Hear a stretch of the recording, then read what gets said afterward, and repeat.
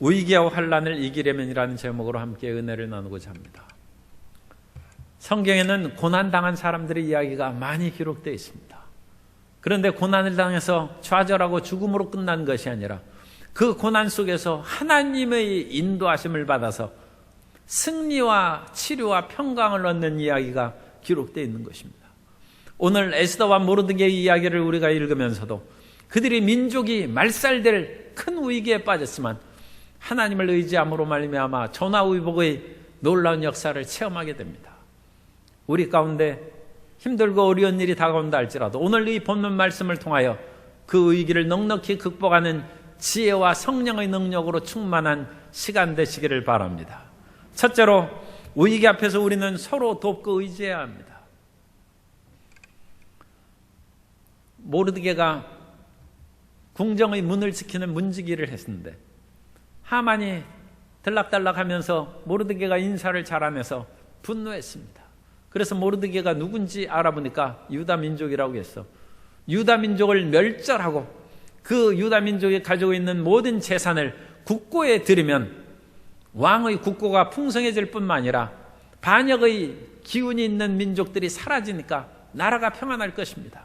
그래서 하만이 왕에게 조서를 받아서 12월 13일에 모든 유다 민족을 멸망시켜도 좋다는 그런 조서를 내렸습니다. 그것을 보고 사람들이 어떻게 하겠습니까?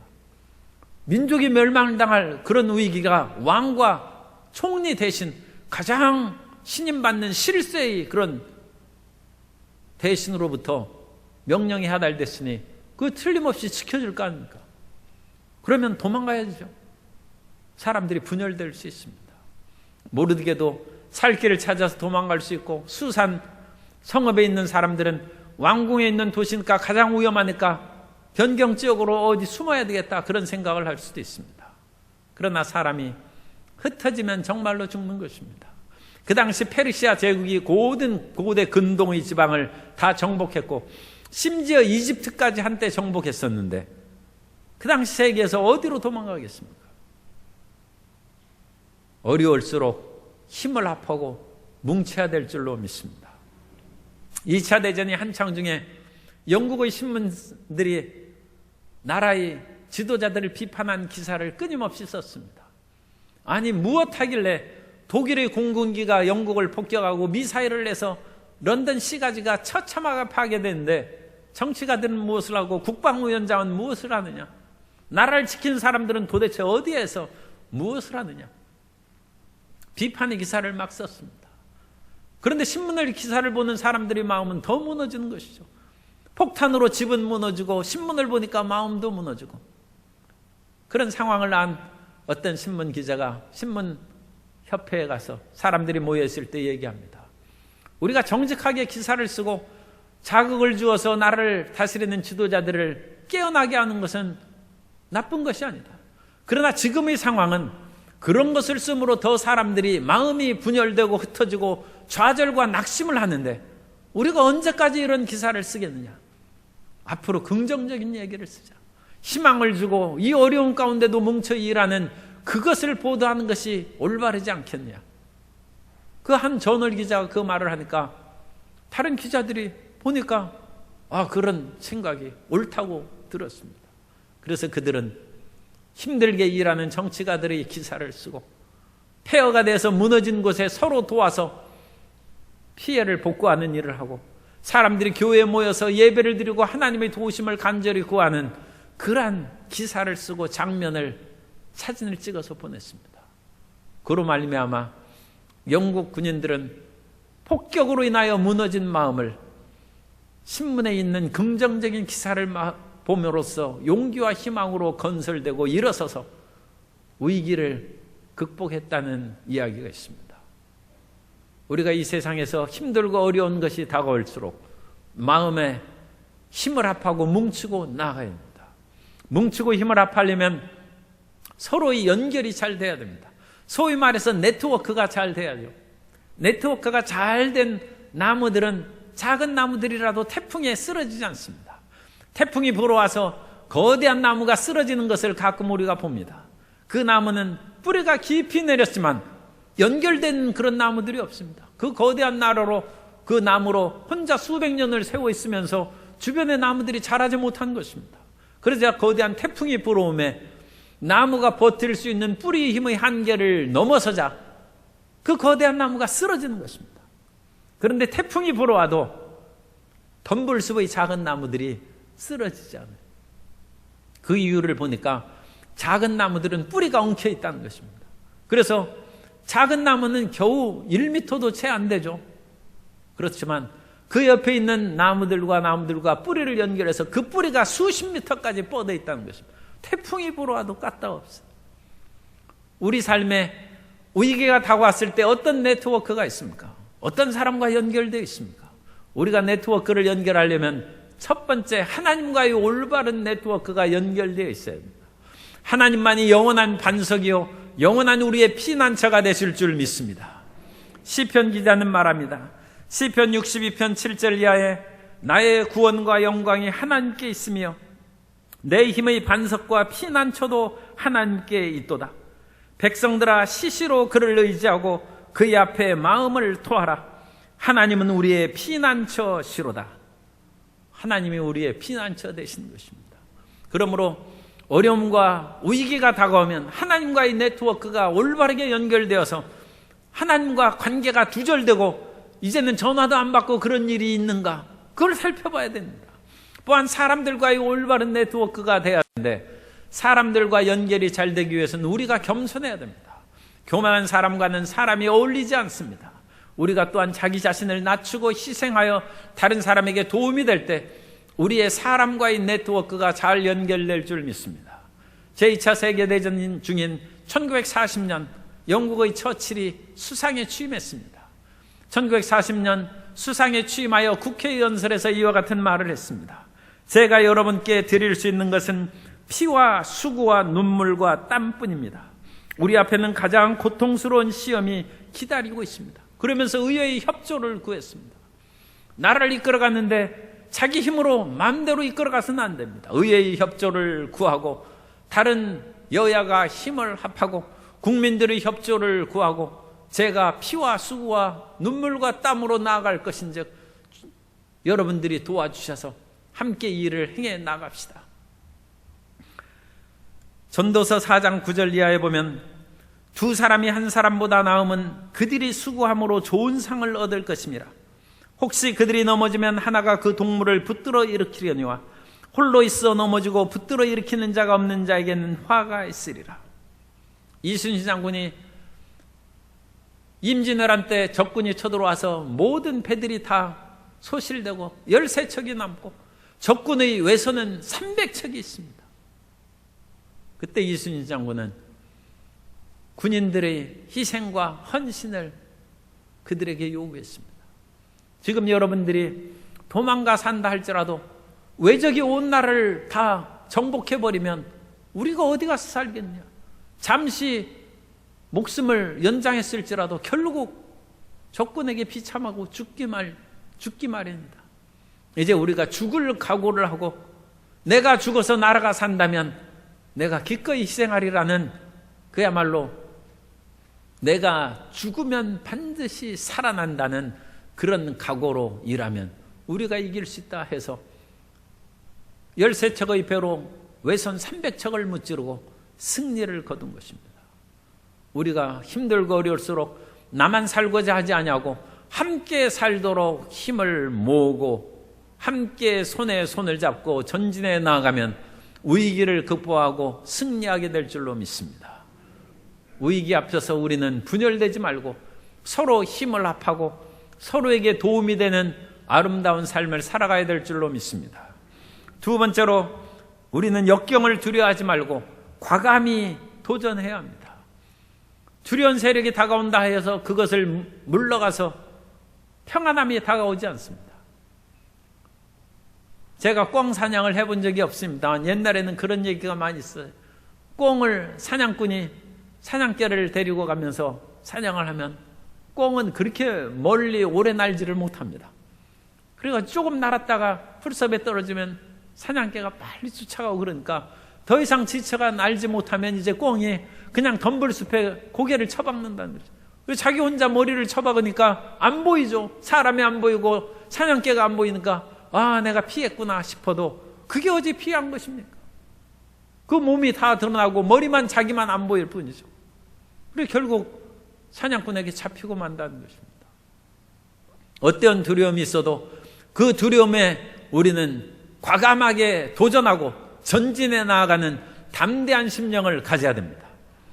모르드게는 유다 민족을 멸절하는 명령이 왕궁에서 나왔습니다. 그럼 왕궁을 피해가야죠. 그러나 왕궁을 피해가지 아니하고 모르드게는 담대히 왕궁으로 나아가서 에스더에게 면회를 청한 것입니다. 자기의 사촌인 에스더 왕비에게 그 모든 사실을 얘기하고 우리가 이 위기에서 벗어날 수 있도록 내가 힘을 쓰라고 했습니다. 그러자 에스더가 얘기합니다. 내가 왕의 부름을 받지 못하고 있은 지가 30일이 됐다. 그런데 왕의 명령이 없이 왕 앞에 나아가면 그 안뜰에 들어가면 누구나 죽임을 당한 것이고 왕이 금규를 내어 밀어야 그것을 붙잡은 사람이 살아나는데 그것은 알 수 없죠. 왕이 금규를 내밀지 않고 고개를 돌리면 왕의 허락을 받지 않고 나간 사람은 죽는 것입니다.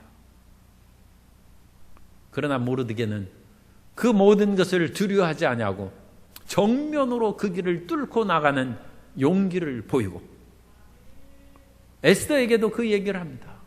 내가 혼자 왕궁에 있으므로 이 죽음을 피할 것으로 생각하지 말라. 만일 내가 일을 하지 않으면 하나님께서는 다른 것으로 이 민족을 구원하시려니와 너와 내 집은 망하게 될 것이다. 그러므로 용기와 담대함을 가지고 왕 앞에 나아가라. 그 말은 성경 본문에 없습니다만 그것을 이제 촉구하는 것입니다. 두려워 떨지 말고 도전해서 앞으로 나아가라. 옛날에 시골에 살면 그 친척이나 이웃 그런 아는 분들이 한밤중에 이제 제사를 드리거나 무슨 문상을 할 때 밤에 이제 가서 한밤중에 돌아오는 그런 경우가 있습니다. 그런데 옛날에 시골에는 또 상여집이 있어요. 이 상여를 메고 가면 그걸 없애버리지 않냐고 왜 상여를 그렇게 집에다가 그 산골 그 산에다가 움막에 해서 보관하는 것입니다. 그러면 그건 으시시하죠. 그건 낮에도 그런 산길을 걸어가면 으시시한데 한밤중에 그걸 걸어오면 얼마나 마음이 그렇습니까? 그런데 제가 외삼촌이 이제 돌아가셨죠. 오래전에. 그런데 그 외삼촌이 그 산길을 오는데 그 상가를 갔다가 이 상여집에서 방울 소리가 들리네. 이 방울이 딸랑딸랑 하면서 가지 않습니까? 그러니까 이게 틀림없이 귀신이구나. 걸음아 나 살려라 하고 도망가야 되는데 그러면 이제 평생 동안 상여집에 귀신이 있다는 말밖에 이제 조카들한테 해줄 것이 없죠. 그런데 그 외삼촌이 용기를 내어서 무슨 귀신인지 내가 가봐야 되겠다. 그래가지고 마음에 겁도 나지만 담대하게 가보니까 산고양이가 거기가 방울 가지고 딸랑딸랑하고 놀고 있더랍니다.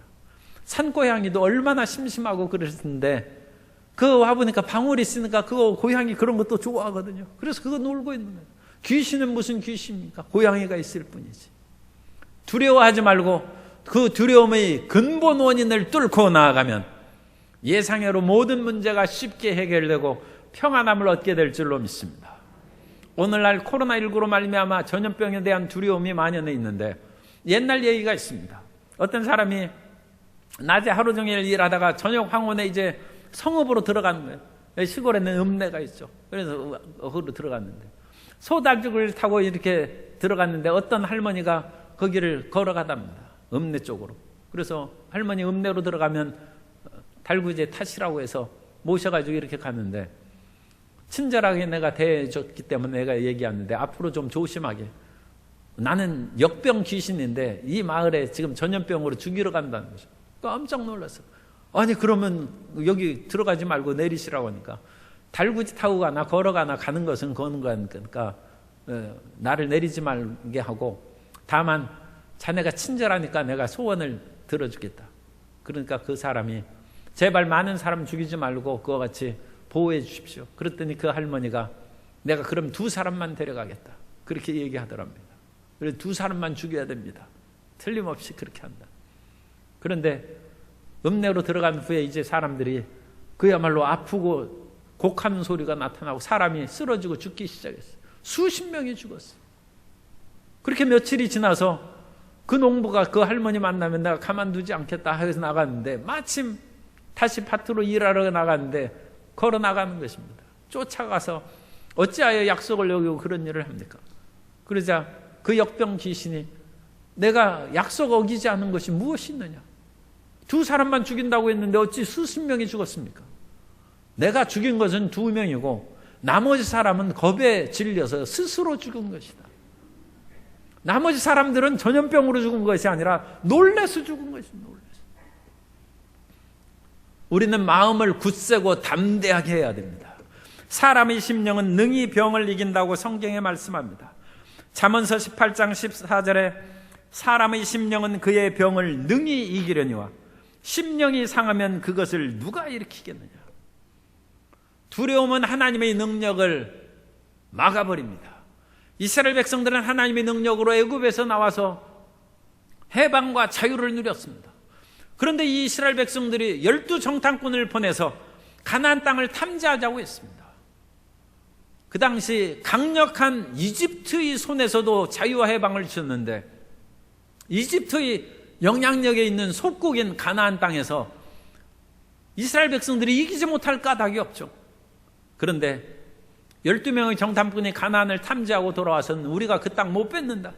그 땅의 성읍은 높고 거미는 기골이 장대하여 우리가 전쟁으로 들어가면 우리는 칼날이 죽고 우리의 자녀들은 그들의 노예로 사로잡힐 것이다. 두려움이 다가왔어요. 두려움이 다가오면 승리는 없는 것입니다.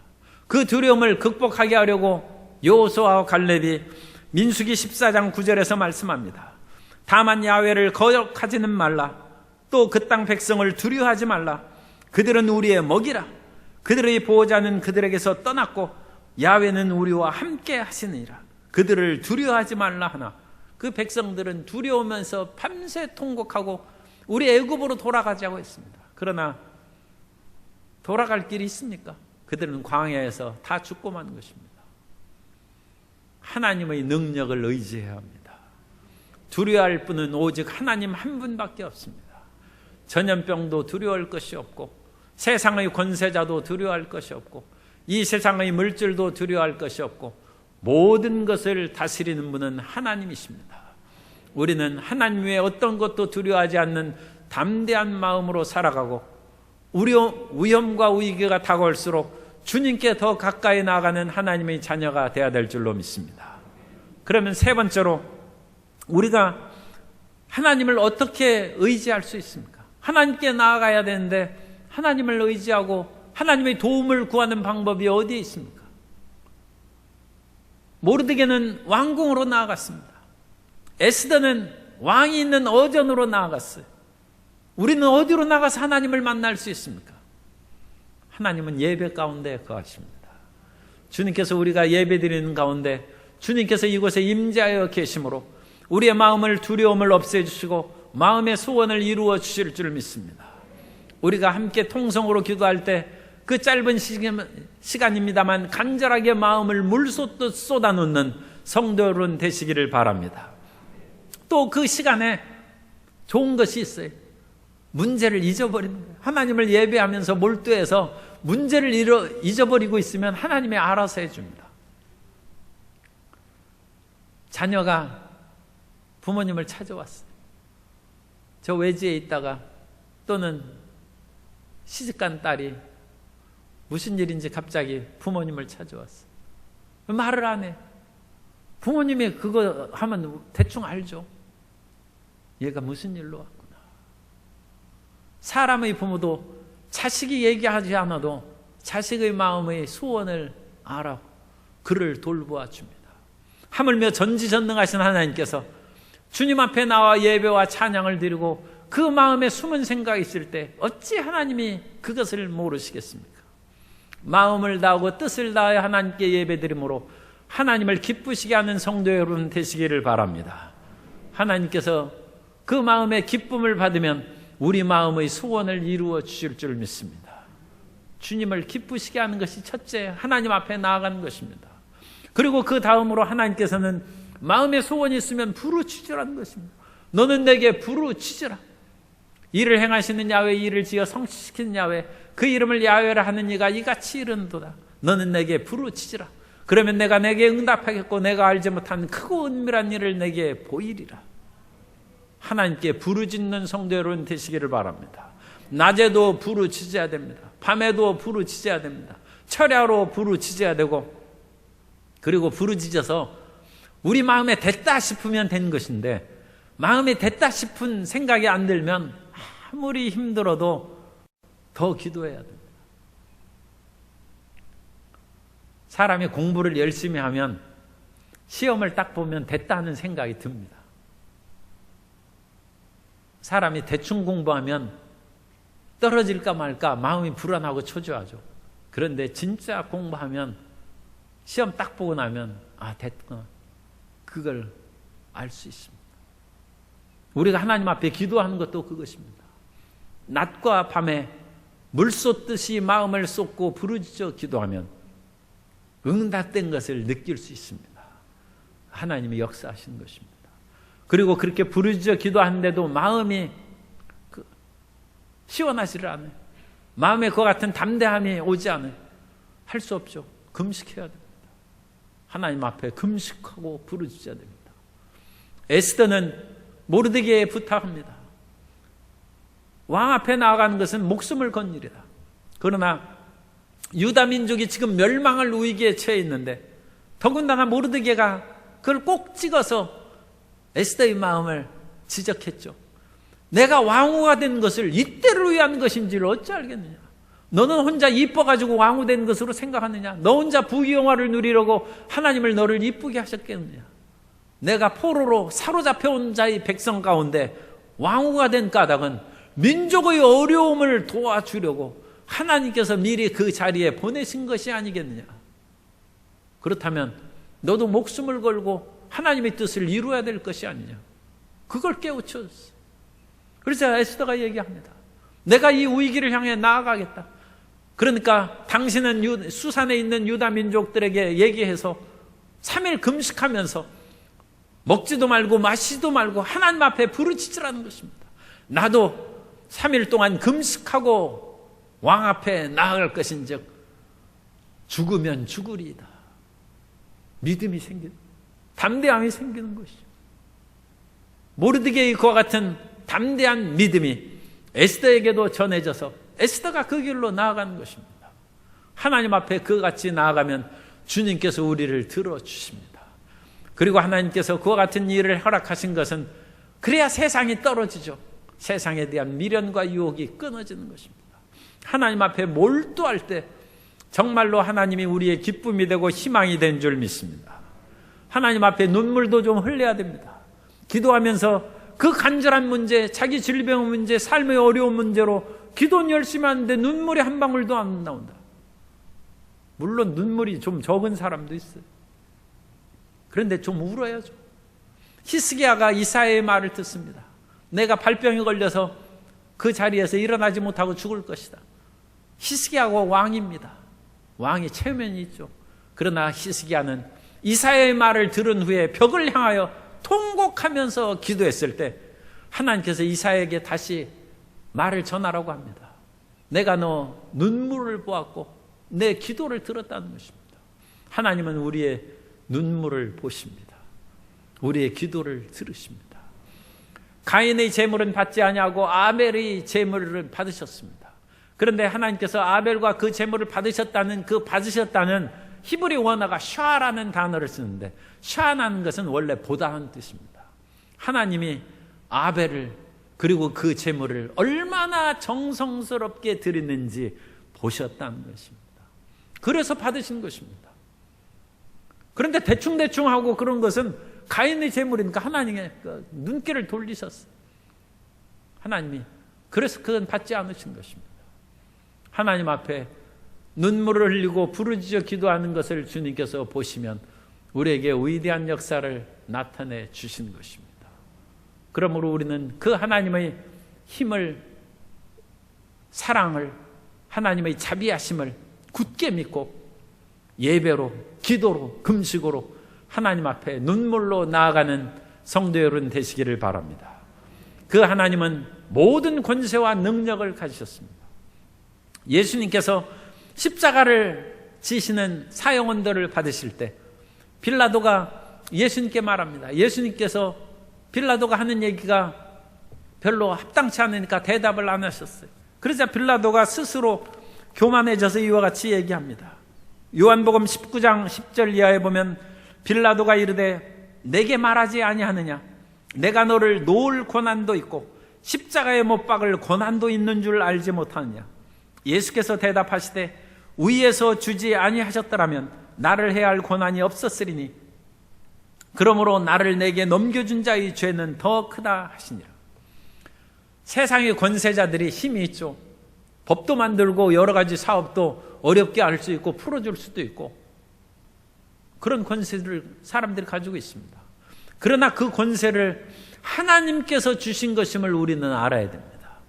세상의 권세가 아무리 크다 할지라도 하나님께 비교하면 그것은 가벼운 권세에 불과한 것이고, 사람은 자기가 모든 권력과 능력을 가지고 또 내가 사람들이 투표에 의해서 당선됐다고 얘기하지만 그 모든 길을 주장하신 것은 하나님이신 것입니다.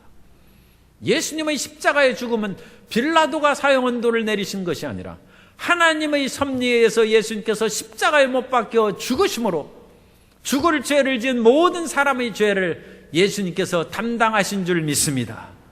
그것을 위해서 예수님이 십자가를 지신 것이지 로마 총독이 유대인을 죽인 것이 아닙니다.